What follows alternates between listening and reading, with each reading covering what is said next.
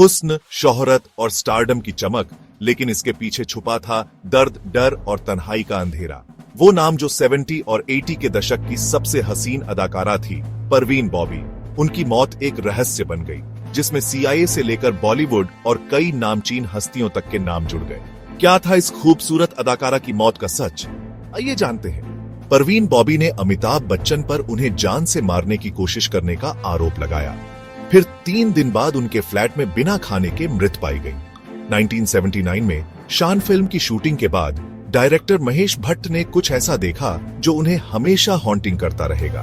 परवीन बॉबी अपने बेडरूम के कोने में एक चाकू पकड़े बैठी थी। उनकी आंखें टेरर से भरी थीं, क्योंकि उन्होंने एक शॉकिंग दावा किया था।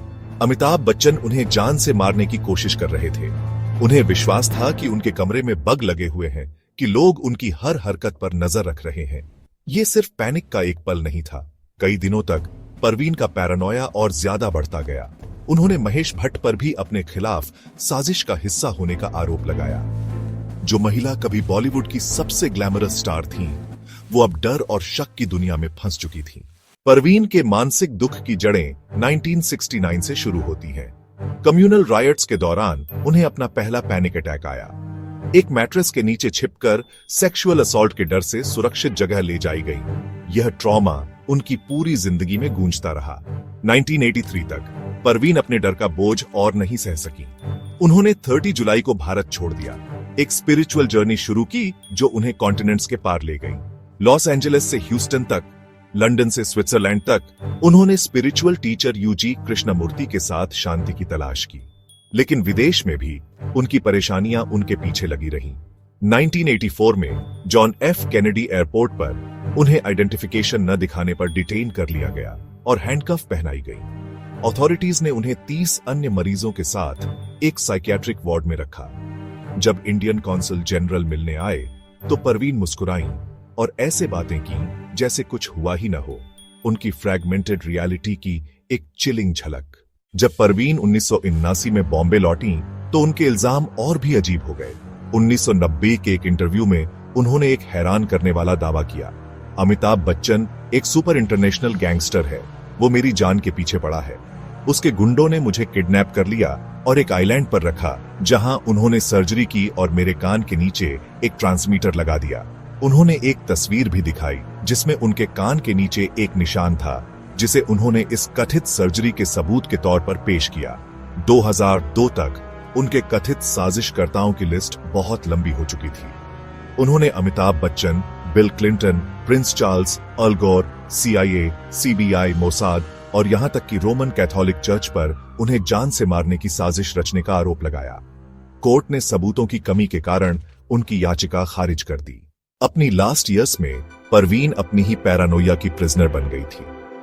वो हर फोन कॉल को रिकॉर्ड करती थी और हमेशा कॉल करने वालों को सर्विलांस के बारे में बताती थी।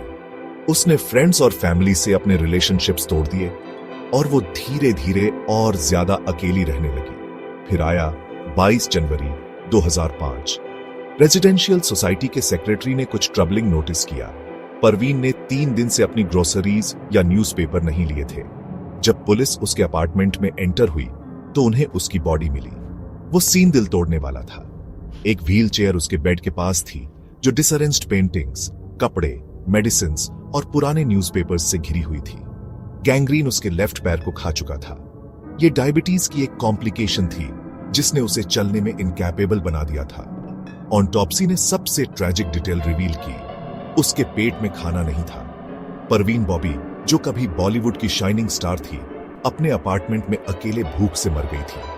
किसी के नोटिस करने से पहले वो शायद 72 घंटे तक मर चुकी थी। जिस औरत ने इतने सारे लोगों पर उसे मारने की कोशिश करने का एक्यूजेशन लगाया था, उसे अल्टीमेटली उसके अपने डीमंस ने क्लेम कर लिया था।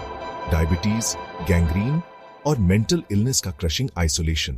2002 में परवीन बॉबी ने एक हलफनामा दायर किया जिसमें उन्होंने अभिनेता संजय दत्त पर 1993 के सीरियल बम ब्लास्ट केस में शामिल होने का आरोप लगाया।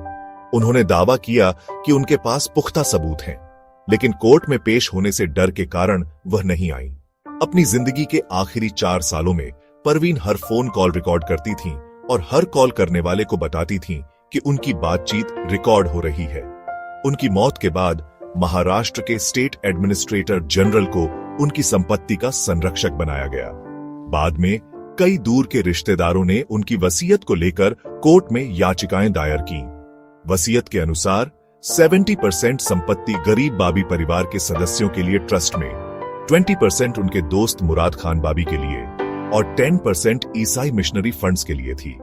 2010 में कब्रिस्तान में जगह की कमी के कारण परवीन बाबी की कब्र को अन्य बॉलीवुड हस्तियों के साथ खोदकर उनकी अस्थियां दूसरी जगह स्थानांतरित कर दी गई। हालांकि परवीन ने ईसाई रीति से दफन होने की इच्छा जताई थी, लेकिन उनके मुस्लिम रिश्तेदारों ने उन्हें इस्लामिक रीति से जूहू मुस्लिम कब्रिस्तान मुंबई में दफनाया।